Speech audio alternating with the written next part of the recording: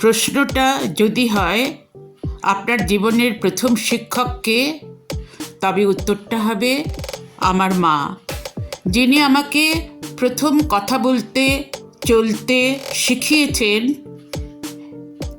শিখিয়েছেন কিভাবে ঈশ্বরকে ধন্যবাদ দিতে হয়, কিভাবে বড়দের সম্মান করতে হয়, শিখিয়েছেন সহমর্মিতা এবং সেবা ধর্ম। প্রকৃতির থেকে কিভাবে আমরা আমাদের জীবনকে উন্নত করতে পারি, সেই প্রকৃতিকে ভালোবাসতেও তিনি শিখিয়েছেন। বৃক্ষরোপণ তার মধ্যে একটা। তিনি শিখিয়েছেন রান্নার প্রথম পাঠ। আজকে শিক্ষক দিবসে আমি আমার প্রথম শিক্ষক আমার মাকে জানাই সশ্রদ্ধ প্রণাম।